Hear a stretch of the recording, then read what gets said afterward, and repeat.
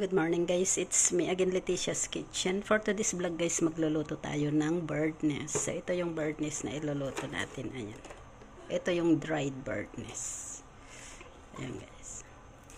So ibababad natin ito ng overnight, 24 hours para lumambot siya bago natin hugasan.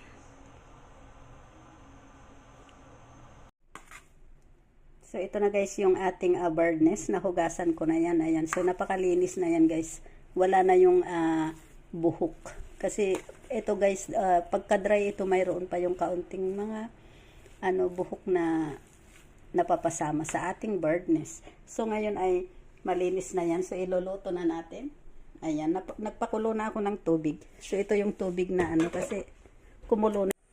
Ito na guys yung ating bird nest na binabad natin ng magdamagan. Yung 24 hours talaga na naibabad ito. Kasi yung dry niya ay kailangan natin palambutin yung ating bird nest bago natin iluto. At saka ito ay na rin yung nahugasan ko na yan. So natanggalan ko na yan ng dumi. Kasi mayroon yan napapasama na yung mga maliliit na dumi at saka mga yung buhok ng ibon.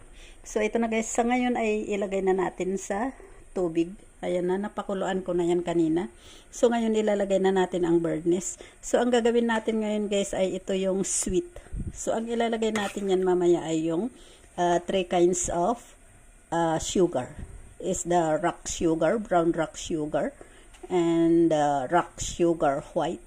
And then yung black talaga na sugar. Para masarap yung ating bird nest. Ayan. So, marami tayong klaseng sugar na mailalagay yan. Kasi pagka yung isang klase lang ng sugar, parang hindi siya yung masyadong malinamnam. So, mas maganda yung 3 kinds. Pero pagka mayroon kayong mas maraming kulay ng sugar, mas maganda. So, ayan guys. Ngayon, ipapakuluan natin yan ng mga 30 minutes. Bago tayo maglagay ng sugar. Kasi pagkatapos nung 30 minutes na yun, sugar, and then after that, after 10 minutes, just turn off. Ayan, ready to eat na yan. So, ito na guys yung ating sugar, yung 3 kinds na sugar. Ito yung parang medyo red na sugar. Ayan guys. May pagka-red siya. So, ngayon maglalagay din tayo ng brown sugar. Ito yung brown rock sugar. Ayan. And then yung rock sugar white. Ayan. Damihan lang natin yung white kasi yung black, mayroon tayong black dito pero kaunti lang yung ilalagay ko kasi siya. Yung kailangan hindi siya yung black ang ating bird nest. Ayan guys. So ganito lang kaunti yung black dark brown sugar na nilagay ko. So, ayan guys.